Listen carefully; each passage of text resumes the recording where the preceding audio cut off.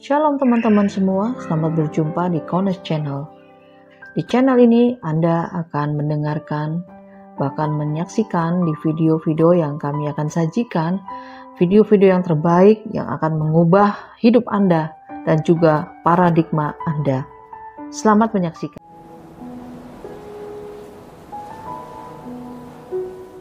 Jadi untuk mengetahui akan hari kematian Yeshua, ya, kita akan kembali ke pola akar Ibrani yang benar, karena disinilah kuncinya sehingga kita dapat memahaminya. Karena di akar pola Ibrani yang benar itu kaya raya, di luar akar pola Ibrani itu acak-acakan, ya. Dan juga di dalam akar pola Ibrani yang benar mengandung 22 huruf modern Ibrani dari Alef sampai Taf, ya. Dan kemudian di dalamnya juga ada piktograf, ya. Jadi setiap huruf ada piktografnya, ada huruf yang bergambar, ya, seperti Alef itu kepala lembu, Beth itu rumah, dan seterusnya. Saudara bisa screenshot. Juga ada angka gematria, ya, angka kepastian yang Bapak Yahya berikan supaya kita dapat memastikan jalan kita tidak salah, perhitungannya juga tidak salah, ketepatan ada di angka gematria, ya. Jadi Alef itu 1 dan itu terus sampai 10, yaitu Yod, kemudian dilipatkan 20 Kaf sampai ke 100, yaitu Kof.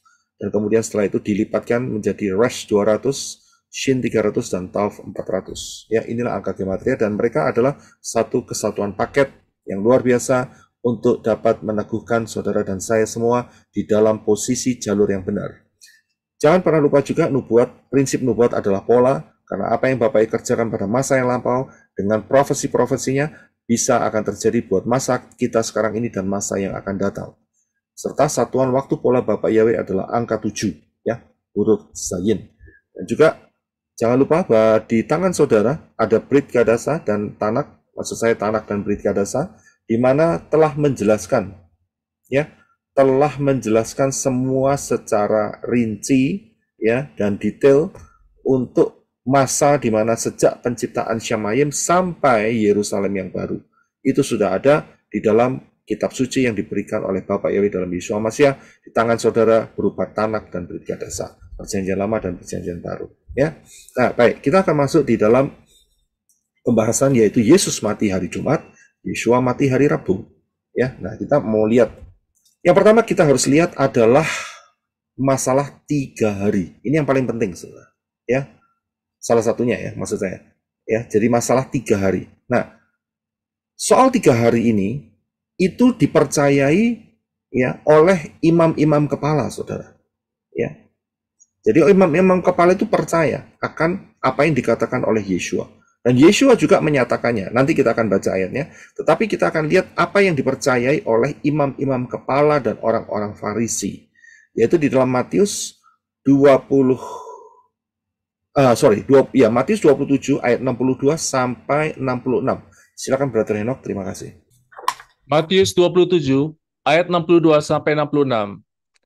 Keesokan harinya, yaitu sesudah persiapan Sabat, imam-imam kepala dan orang-orang Farisi berkumpul ke hadapan Pilatus dan berkata, "Tuan, kami ingat bahwa si penyesat itu ketika masih hidup pernah berkata, 'Aku bangkit sesudah 3 hari.' Oleh karena itu, perintahkanlah agar kubur itu diamankan hingga hari ketiga, supaya jangan muridnya datang pada malam hari mencuri dia dan mengatakan kepada rakyat, 'Dia sudah dibangkitkan dari kematian,' sehingga penyesatan yang kemudian akan jadi lebih buruk daripada yang pertama." Pilatus berkata kepada mereka, "Kamu memiliki penjaga, pergilah, amankanlah sebagaimana yang seharusnya." Maka mereka pun pergi bersama para penjaga itu untuk mengamankan kubur itu dengan memeteraikan batu penutupnya. Ya, terima kasih. Saya akan sedikit pertegas di sini, ya, saudara, tunggu sebentar, ya. Ya, jadi ini ayat-ayat yang telah kita baca. Dikatakan bahwa imam-imam kepala dan orang Farisi itu mereka menghadap Pilatus kembali. Dan dikatakan saat mereka menghadap itu setelah Sabat, ya, keesokan harinya. Jadi saat Yeshua mati besoknya, ya, kelihatannya, ya, kata besoknya, ya. Tapi besoknya ini dimaksudkan adalah sesudah persiapan Sabat. Nah, ini nanti kita akan lihat. Yang saya mau fokus hari ini adalah imam-imam kepala dan orang-orang Farisi ini mereka percaya akan apa yang dikatakan oleh Yeshua, yaitu mereka mendengar bahwa Yeshua berkata, aku akan bangkit sesudah 3 hari. Ya, jadi mereka ingat akan hal ini. Ya, nah mereka berusaha kalau sudah mati, ya seharusnya mati, saudara. Tapi kok aneh, si Yeshua ini bisa mengatakan seperti ini. Dan untuk memastikannya, maka mereka minta penjaga dari Romawi untuk kubur itu diamankan, ya, dengan materai daripada Pilatus Romawi, dan dikasih penjaga-penjaga, ya, bodyguard, yaitu pasukan daripada Romawi, ya, sehingga dipastikan apa yang dikatakan oleh Yeshua ini tidak terjadi. Karena mereka tahu bahwa yang dikatakan Yeshua ini powerful sekali, saudara, berkuasa sekali. Ya, orang kusta sembuh, buta melihat, lumpuh berjalan, setan minggat, ya, diusir kan, setan minggat, jadi setan yang keluar. Dan kemudian mati bangkit, saudara. Nah, jadi berdasarkan data-data ini, mereka juga memikirkan, wah ini bahaya sekali kalau sampai dalam 3 hari bangkit, wah bisa buyar nih ceritanya, begitu loh. Ya, keimaman yang ada sekarang saat itu bisa berantakan, ya kan? Bisa melihat Yeshua bisa bangkit, karena di dalam pelayanan ministry Yeshua sudah membuktikan, ya, beberapa kali membangkitkan orang yang mati, dan itu sudah terdengar kepada imam-imam kepala dan orang-orang Farisi saat itu.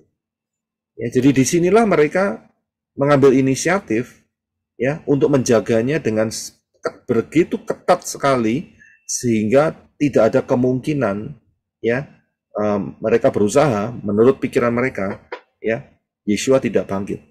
Ya, karena itulah, jadi mereka juga percaya, ya. Nah, kita akan lihat apa yang dikatakan oleh Yeshua. Yeshua memberikan patokan, lamanya dia akan dikubur, ya. Nah, itu tertulis di dalam Matius 12 ayat 38 sampai yang ke 40. Silakan Brother Enoch untuk baca. Terima kasih. Matius 12 ayat 38. Kemudian beberapa ahli Torah dan orang-orang Farisi berkata, "Guru, kami ingin melihat suatu tanda darimu." 39. Dia menjawab dan berkata kepada mereka, "Generasi yang jahat dan pezina ini menuntut suatu tanda, tetapi tanda tidak akan diberikan kepada mereka kecuali tanda Nabi Yonah." 40. Sebab sebagaimana Yonah berada di dalam perut ikan 3 hari dan 3 malam, demikianlah anak manusia akan berada di dalam perut bumi 3 hari dan 3 malam. Ya, terima kasih. Nah, saat Yeshua mengatakan hal ini, ya, murid-murid kita tahu bahwa mereka kebingungan juga, ya, karena mereka tidak pernah menyangka bahwa Yeshua akan kembali dari kematiannya, begitu, ya. Tapi apa yang dikatakan oleh Yeshua mengenai hal ini ditangkap oleh imam-imam kepala, ya, karena Yeshua, ya, saat berkata mengenai 3 hari 3 malam ini di hadapan ahli Torah, saudara, yaitu ayat 38, di hadapan ahli Torah dan orang-orang Farisi, ya. Dan di 39 dikatakan dia menjawab dan berkata kepada mereka ini ahli Torah dan orang-orang Farisi. Jadi bukan pada murid-murid. Yeshua menyatakan ini tidak sembunyi-sembunyi. Dia nyatakan kepada mereka secara umum belak-belakan bahwa dia akan berada di perut bumi selama 3 hari 3 malam. Ya, nah inilah yang diambil oleh mereka untuk mengantisipasi saat setelah kematiannya dia. Ya, jadi kita fokus di 3 hari 3 malamnya dulu. Nah, kalau kita lihat bahwa 3 hari 3 malam, ya, itu sama dengan 72 jam, betul kan? Ya, kita paham kan? Nah, 1 hari 1 malam, 1 hari itu 12 jam. 1 malam 12 jam. Berarti 3 hari 3 malam berarti 24 dikali 3, ya kan? Kan begitu perhitungannya. Nah, jika tidak paham 3 hari dan 3 malam sama dengan 72 jam, berarti menurut saudara apa? Ya tersesat lah, Pak Boy. Tersesat, oke. Ada lagi? Terima kasih, Brisco. Jika tidak paham 3 hari dan 3 malam sama dengan 72 jam, berarti Ngaco. Nggak Dusta, bisa Pak. ngitung. Nggak bisa Matematikanya kurang, Pak. matematikanya kurang, oke. Berarti saya bisa memutuskan, ya, saya bisa memutuskan bahwa dia tidak lulus SD, saudara. Ya, Betul, betul, Pak. ini saya tidak meremehkan bagi yang tidak lulus SD karena beberapa hal yang spesifik. Misalnya karena tidak punya biaya, karena mungkin nggak nyampe, tidak itu. Tetapi yang saya maksud adalah orang-orang yang sudah mempunyai pemikiran rata-rata yang bisa mencapai SMA, bahkan university, ya. Tetapi kalau tidak mengerti, 3 hari 3 malam itu 72 jam. Saya bisa mengatakan mereka tidak lulus SD, walaupun mereka punya gelar. Ya, S1, S2, S3, ya kan, S campur dan sebagainya. Saya katakan kamu tidak lulus SD. Karena apa? Karena kamu tidak paham 3 hari 3 malam. Dan tragisnya, ya, banyak pengikut Jumat Agung itu semuanya saya bisa melihat tidak lulus SD, gitu. Ya, betul kan? Lah ngitung 3 hari 3 malamnya susah setengah mati ya. Ya kan? Kok bulat pakai cara ini cara itu, tinggal nulis aja kok. 24 kali 3 sudah ketemu 72, selesai. Ya kan? Kan perkalian diajarkan di SD. Nah, bagaimana mereka masih tetap bisa merayakan terus pada hari Jumat? Nah, berarti mereka tidak lulus SD. Walaupun mereka punya gelar berentet-rentet, saya tidak peduli. Saya katakan, ya, kelihatannya kamu juga nggak sah itu gelar-gelarmu. Itu tidak lulus SD. Ya kan? Yang sekolah dasar aja nggak lulus. Nah, kita akan lihat ayat yang lebih dalam. Ya, jadi kita paham ya, 72 jam itu 3 hari 3 malam adalah 72 jam. Ya, oke. Sekarang kita lihat ayat yang saya tunjukkan kepada saudara ini adalah satu ayat yang selalu menjadi patokan buat mereka yang di luar sana bahwa Sang Mesias itu bangkitnya hari Minggu. Ya, kita ambil sebagai asumsi dulu aja. Ya, kita baca yaitu di Markus 16 ayat 1 sampai 4. Silakan Brother Hena. Markus 16 ayat 1 sampai 4. Dan setelah hari Sabat berlalu, Maria Magdalena, Maria ibu Yakobus dan Salome membeli rempah-rempah supaya setibanya di kubur itu mereka dapat mengurapi dia. Pagi-pagi sekali di hari pertama itu mereka tiba di kubur ketika matahari mulai terbit. Dan mereka berkata satu dengan lainnya, siapakah nanti akan menggulingkan batu dari pintu kubur itu bagi kita? Namun, setelah memerhatikan kubur itu, mereka melihat batu yang sangat besar itu sudah terguling. Ya, terima kasih. Kalau saudara perhatikan, dikatakan pagi-pagi sekali di hari pertama minggu itu. Ya, nah kita bisa melihat. Dan bahkan dikatakan mereka tiba di kubur ketika matahari mulai terbit. Berarti ya belum betul-betul terbit. Jadi ada sedikit terang ya untuk terbit, tapi belum betul-betul terbit, saudara. Dan hari itu adalah hari pertama dalam minggu itu. Nah, kita tahu hari pertama dalam minggu itu apa? Yaitu hari Minggu, Sunday. Ya. Nah, kalau saudara lihat, saya sedikit jelaskan ya, saudara jangan terkecoh ya. Kata minggu dalam bahasa Indonesia itu punya 2 makna, kata minggu. Yang pertama adalah nama hari pertama, dan bahasa Inggrisnya itu Sunday. Tapi kata minggu dalam bahasa Indonesia juga punya makna yaitu putaran dalam 7 hari. Bahasa Inggrisnya adalah week, weekly, week. Ya, bisa paham ya? Jadi kata minggu itu berarti ganda di dalam bahasa Indonesia. Tapi dalam bahasa Inggrisnya jelas. Untuk hari, nama hari adalah Sunday. Ya, betul ya. Tapi untuk putaran 1 minggu, 7 hari ya, putaran dalam 7 hari ya, itu bahasa Inggrisnya adalah week. Ya, 1 week. Ya, 1 minggu. Nah, jangan terkecoh di situ. Nah, kita akan lihat lagi. Jadi kita paham bahwa pada hari pertama dalam minggu itu, hari pertamanya yaitu Sunday. Ya. Jadi lebih mudah untuk diingat. Jadi minggu, ya. Ya, ada kata 2 minggu di sini. Saudara jangan terkecoh di situ. Jadi hari Minggu, hari pertama, hari Sunday bahasa Inggrisnya. Ya, disitulah mereka pergi ke kubur. Ya, dan mereka melihat sebelumnya mereka sampai di sana, mereka saling berbicara, ini batu ini besar luar biasa, siapa yang mampu? Sedangkan kita hanya perempuan-perempuan saja. Untuk menggulingkan batu ini dibutuhkan kekuatan prajurit-prajurit Roma yang kuat, ya, yang ototnya kuat, ya, dan tidak 1-2 orang saja, bisa terjadi 3-5 orang, saudara, untuk menggulingkan batu ini. Tapi masalahnya saat mereka tiba, perempuan-perempuan ini, ya, tiba di tempat, di kubur itu, mereka kaget. Mereka lihat batu besar itu sudah terguling, saudara, sudah terbuka. Ya, sudah terbuka. Nah, sekarang kita akan lihat yang selanjutnya. Ya, kita biarkan dulu. Kita sudah tahu ya, bahwa pada hari Minggu, Sunday, mereka ke kubur.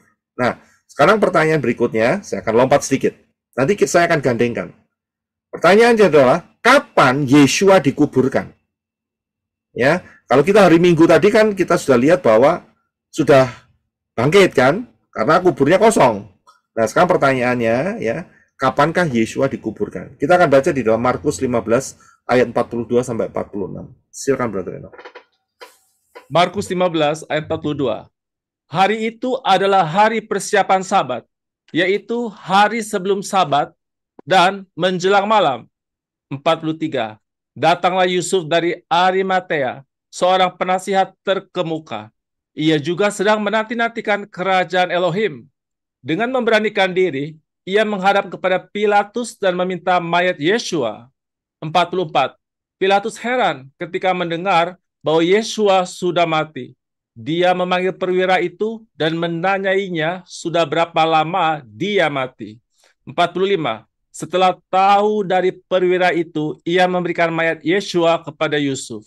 46. Setelah membeli kain linen, Yusuf menurunkan mayat Yeshua, lalu membungkusnya dengan kain linen itu, kemudian membaringkannya di dalam kubur yang telah digali di Bukit Batu, dan ia menggulingkan sebuah batu sebagai pintu penutup kubur itu. Ya, terima kasih. Jadi saya lihat ya, ini peristiwa di mana Yeshua telah mati, yaitu pada saat dia sedang mati ya, dia mati tapi masih tergantung ya di kayu salib. Dan dikatakan hari itu adalah hari persiapan Sabat. Ya, hari itu adalah hari persiapan, berarti besoknya itu Sabat. Dan dikatakan yaitu hari sebelum Sabat, ayat 42. Yaitu hari sebelum Sabat dan menjelang malam. Jadi matahari belum terbenam. Menjelang malam, sore hari. Ya, jadi kita sudah tahu. Nah, kita tahu inilah saat kematian Yeshua, yaitu dari mana? Saudara lihat di ayat yang ke-43, di mana Yusuf Arimatea itu datang ke Pilatus dan meminta mayat Yeshua. Jadi Yeshua sudah jadi mayat, tapi masih tergantung. Ya, kemudian memang Pilatus heran ya, kenapa Yeshua mati, ya kan? Dia pikir manusia sakti kok mati begitu loh, tapi memang mati. Dan setelah itu, ya, 45, dan kemudian dia kasih tahu bahwa dia sudah mati Yeshua, dan kemudian dia memberikan mayat Yeshua kepada Yusuf. Ya, kemudian 46 dikatakan Yusuf dia beli dulu kain linen, cepat-cepat pergi pasar, dia beli kain linen, dan kemudian Yusuf menurunkan mayat Yeshua.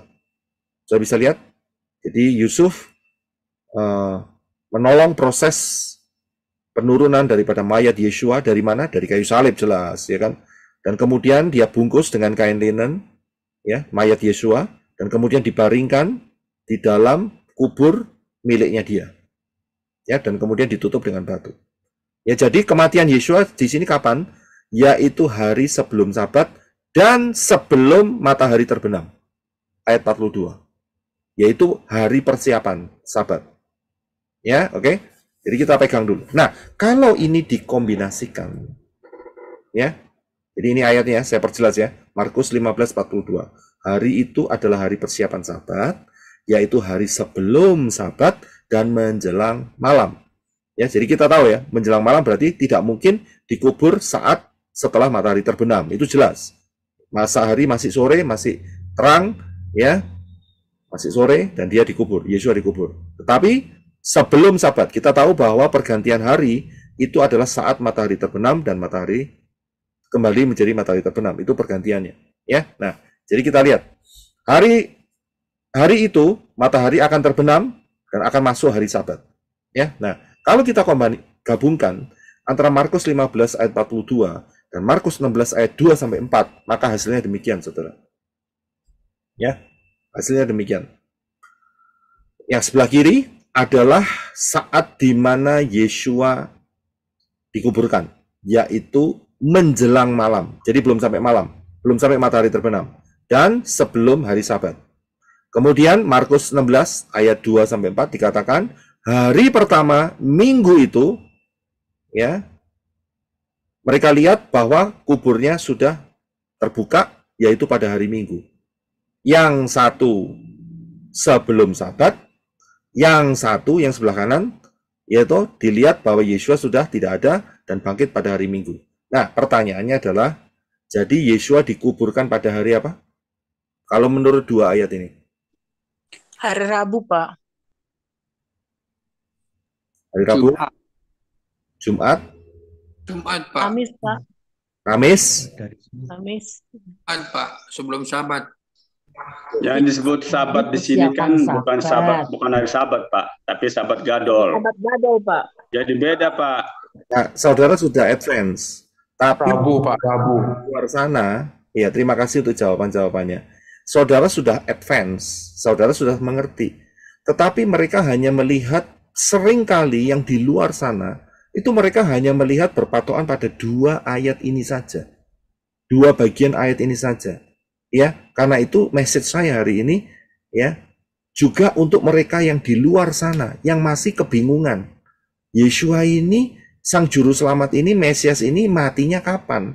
Dan karena mereka mengikutin, jadi mereka berkata, inilah ayat-ayatnya yang menyatakan bahwa si Mesias itu matinya hari Jumat.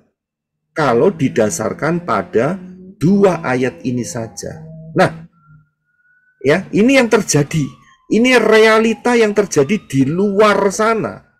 Ya, saudara, begitu lihat dua ayat ini, pasti akan menentukan sebelum Sabat. Karena Markus 15 ayat 42 dikatakan sebelum Sabat. Nah, ini sebelum Sabat kapan? Nah, ini enggak Jumat.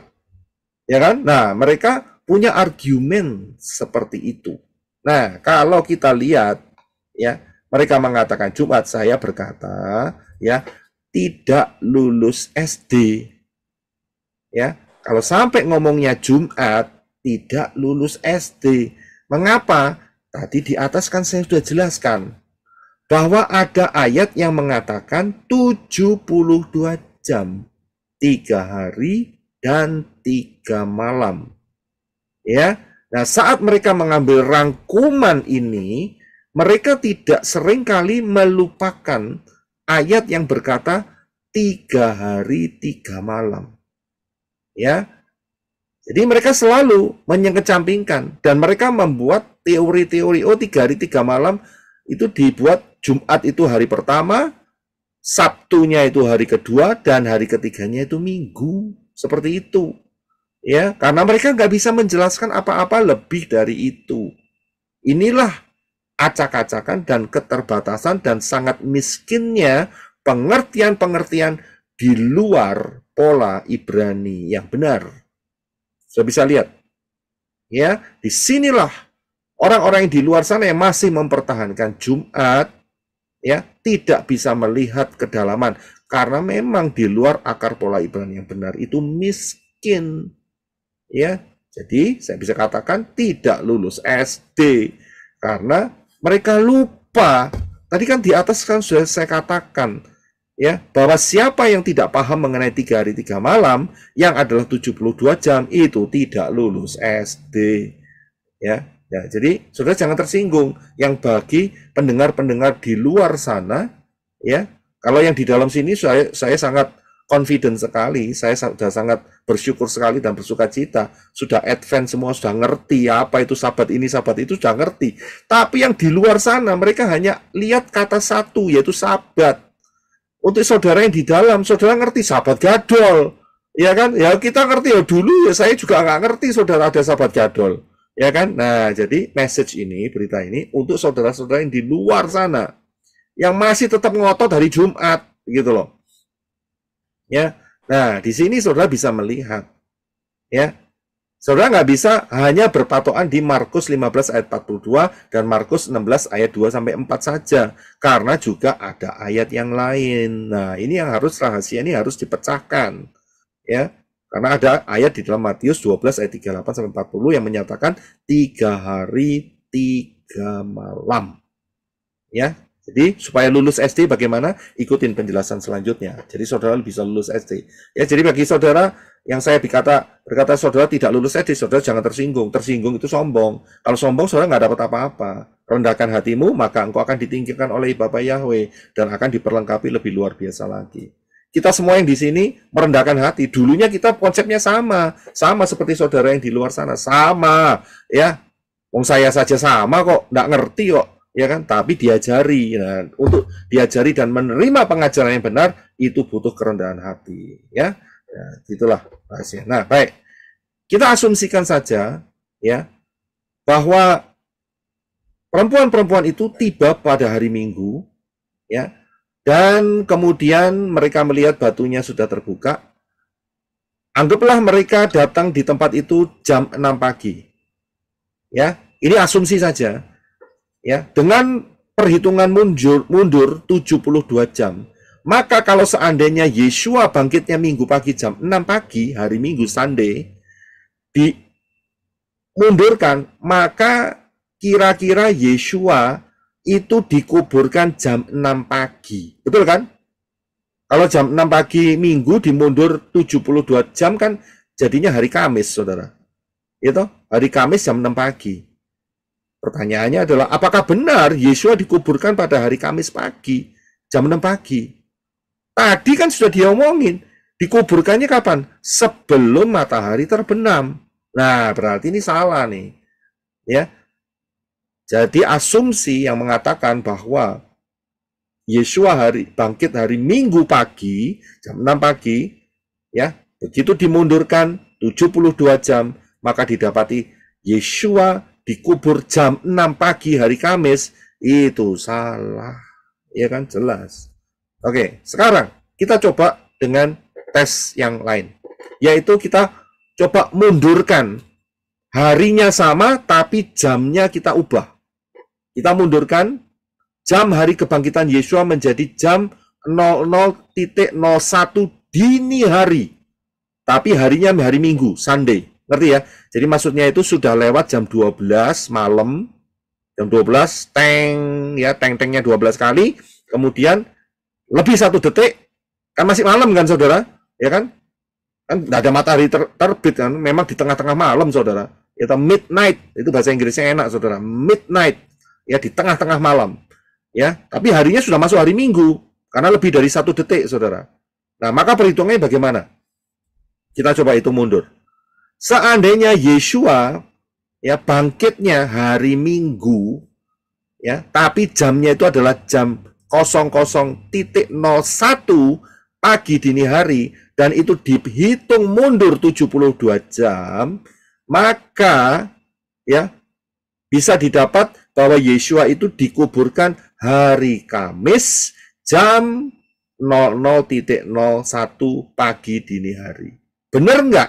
Itu kan pertanyaannya begitu. Benar nggak Yeshua dikuburkan jam 00.01 dini hari? Kan enggak, saudara. Jadi kan kita sudah lihat ayatnya bahwa Yeshua dikuburkan sebelum matahari terbenam.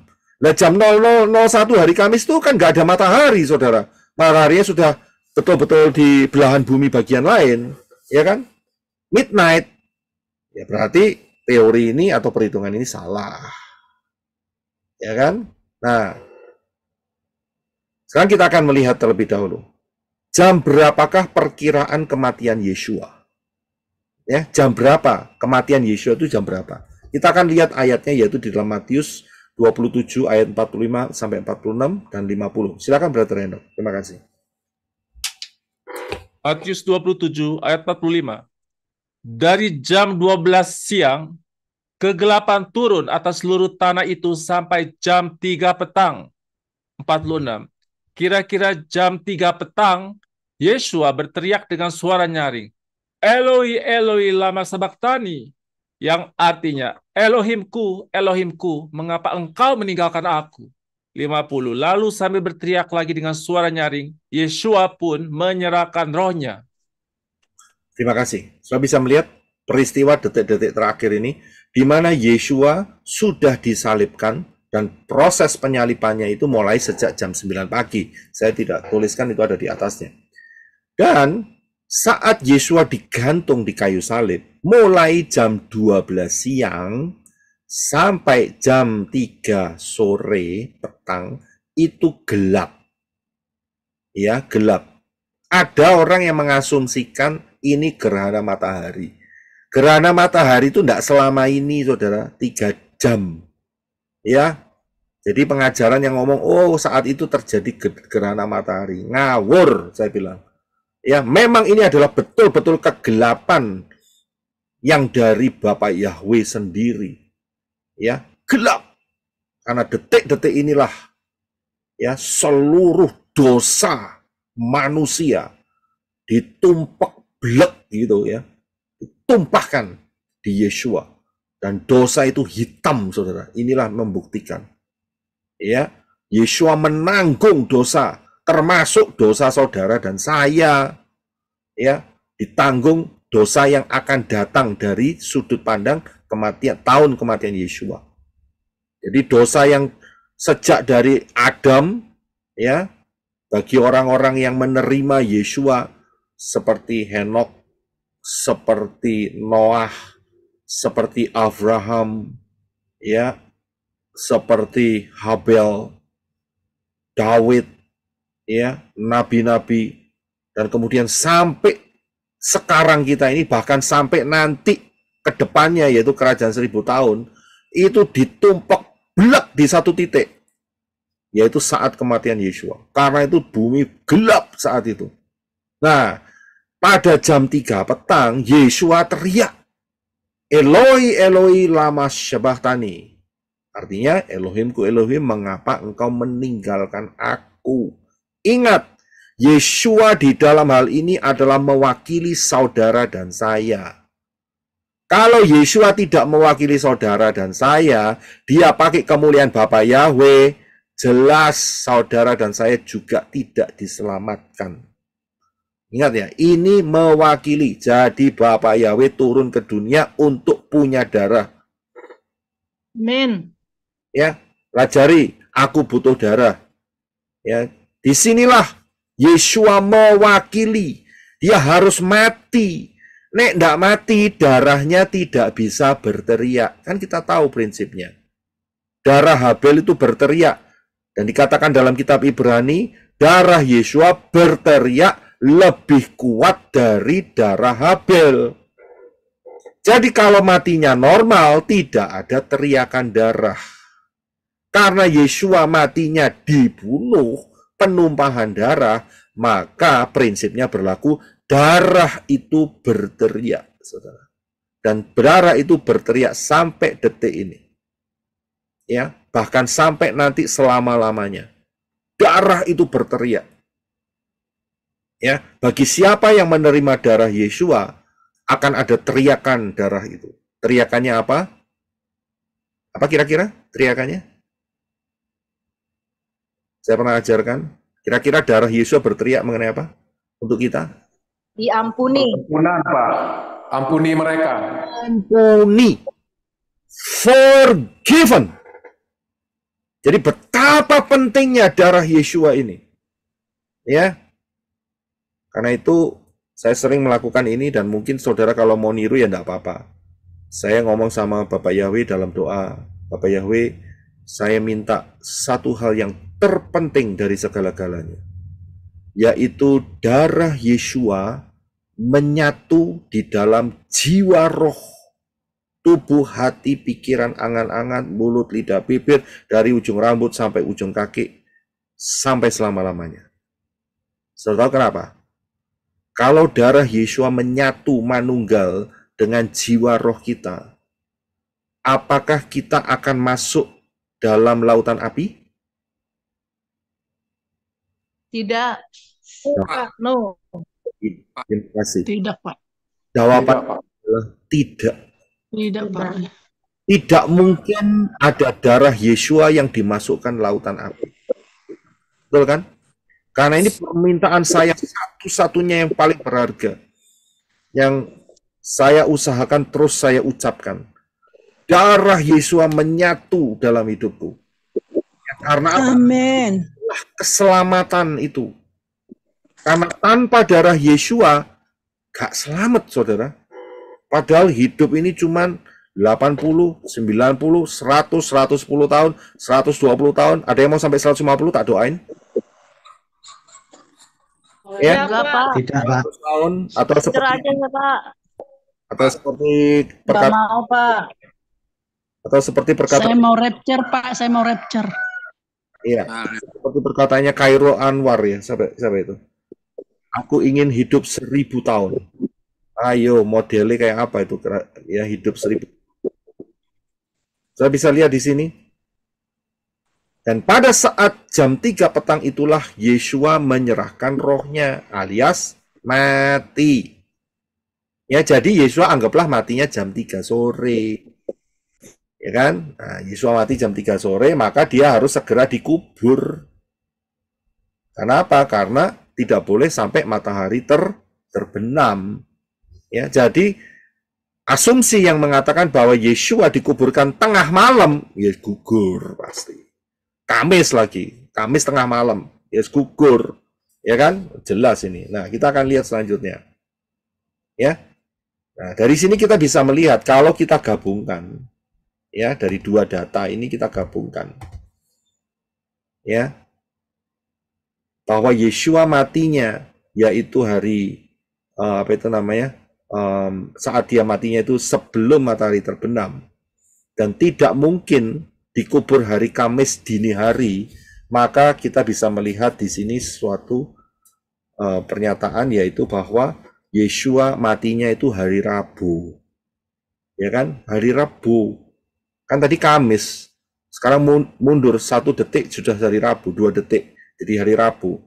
Jadi Yesua itu matinya hari Rabu petang sebelum matahari terbenam. Lah kalau itu ditambah 72 jam kembalilah, maka Yesua akan bangkit pada hari Sabat, Sabtu.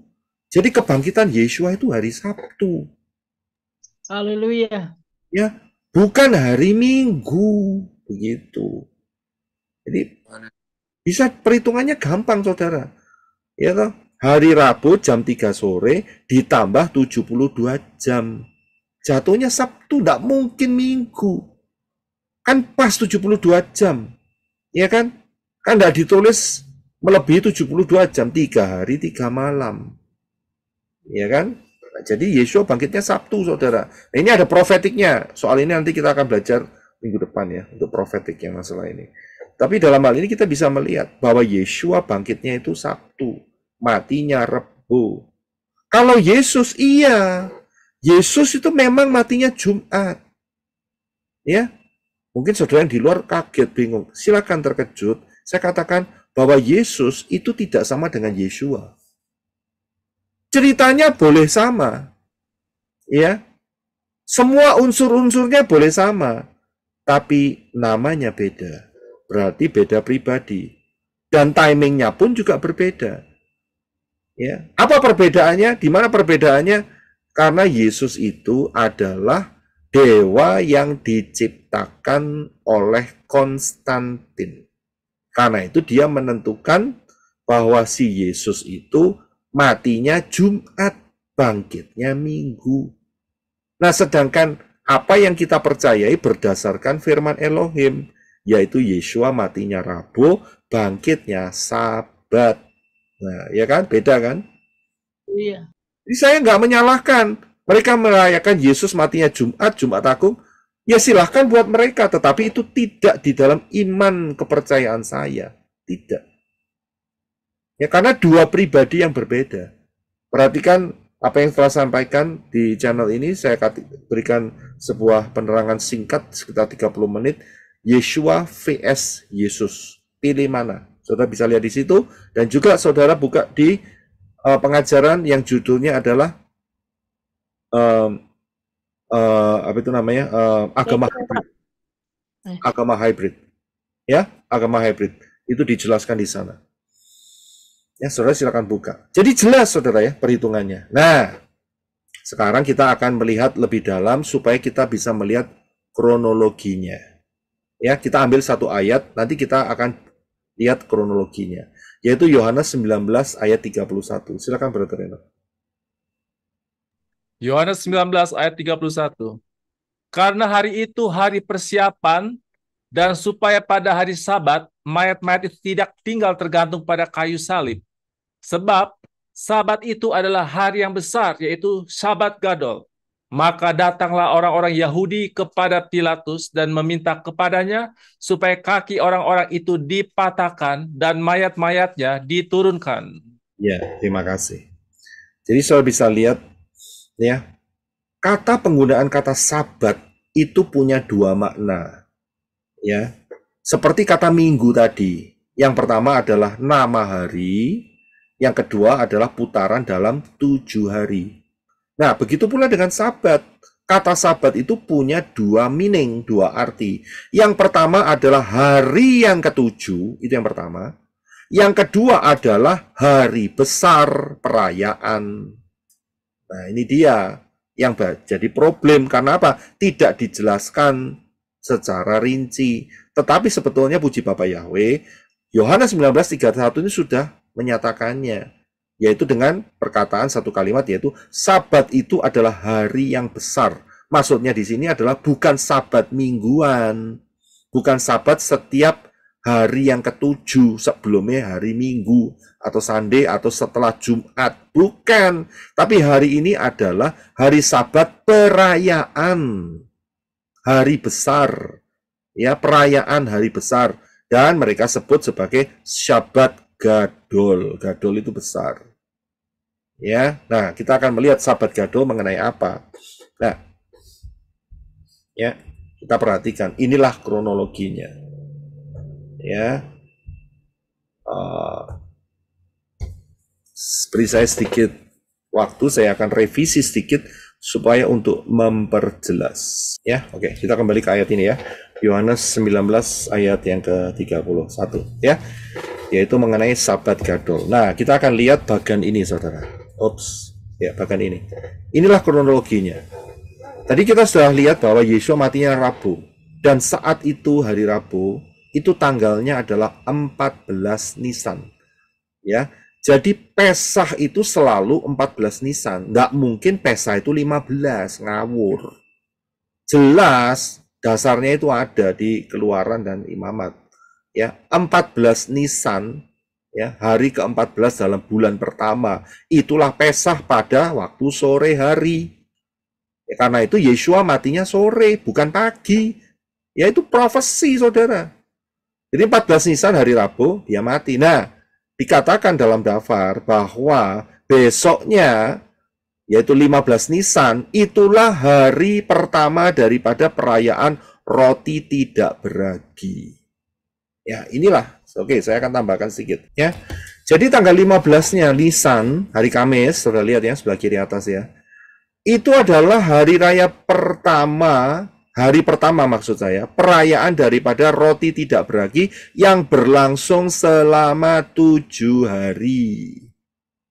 Ya.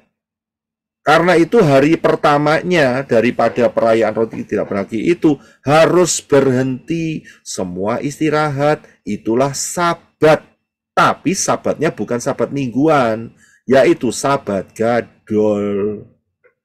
Di hari tanggal 15 ini tidak boleh ada orang yang jualan, tidak boleh ada yang beli. Itu prinsipnya sama seperti hari Sabat mingguan. Ya, disitulah letaknya mereka beristirahat. Nah, Selesai hari Kamis, maka mereka masuk hari Jumat 16 Nisan. Apa yang terjadi? Para wanita itu membeli rempah-rempah. Coba Brother Henok bantu saya dengan cepat ya. Buka dalam Markus 16 ayat 1. Dan Lukas 23 ayat 56. 16 ayat 1. Dan setelah hari Sabat berlalu, Maria dari Magdala dan Maria ibu Yakobus dan Salome membeli rempah-rempah supaya setelah tiba mereka dapat mengurapi dia. Ya. Kemudian Lukas 23 ayat 56. Lukas 23 ayat 56. Dan setelah pulang, mereka menyiapkan rempah-rempah dan minyak wangi. Dan pada hari Sabat, memang mereka beristirahat sesuai dengan perintah. Ya, terima kasih. Jadi saudara bisa lihat, ayat ini memang tidak menjelaskan secara rinci kronologinya. Akan tetapi saudara perhatikan, hari Kamis itu tidak ada yang jualan, saudara. Nggak boleh ada toko yang buka, karena itu Sabat Gadol. Nah, bagaimana wanita-wanita ini menyiapkan rempah-rempah? Mereka harus beli ke pasar. Belinya kapan? Hari Jumat. Ya, jadi mereka mempersiapkan rempah-rempahnya itu Jumat. Tapi setelah itu mereka kena Sabat lagi, yaitu Sabat mingguan. 17 Nisan, istirahat lagi. Ya, saya bisa lihat. Nah, di hari Jumat, kita kembali tanggal 16 ya. Hari Jumat 16 Nisan, disitulah imam-imam kepala menghadapi Pilatus. Matius 27 ayat 62. Silakan, hanya 62 saja. Tadi kita sudah baca keseluruhannya. Bisa dibaca ulang, Brother Henok, ayat 62 saja. Terima kasih. Matius 27 ayat 62. Dan keesokan harinya, yaitu sesudah persiapan, para imam kepala dan orang-orang Farisi dikumpulkan ke hadapan Pilatus. Iya, terima kasih. Jadi saudara bisa lihat, jadi keesokan harinya setelah hari persiapan. Persiapan apa ya? Persiapan untuk perayaan roti tidak beragi yang berlangsung selama 7 hari. Saudara bisa lihat. Nah, disitulah mereka boleh keluar, pergi, ngadep Pilatus. Kayak Sabat nggak boleh. Nah, setelah mereka menghadap Pilatus, mereka kena Sabat juga. Mereka nggak boleh keluar lagi. Karena Sabat apa? Yaitu tanggal 17 Nisan. Yaitu Sabat mingguan. Ya, baik wanita-wanita dan imam-imam kepala dan orang ahli-ahli Taurat, orang Farisi kena Sabat lagi semuanya. Mereka istirahat, yaitu Lukas 23 ayat 56b. Silakan Brother Henok, 56b aja. Lukas 23 ayat 56 bagian B. Dan pada hari Sabat, memang mereka beristirahat sesuai dengan perintah. Iya, terima kasih. Jadi saudara bisa lihat kronologinya. Ya. Nah, di hari Sabat 17 Nisan itulah sekitar jam 3 sore, mereka di rumah, tidak boleh keluar.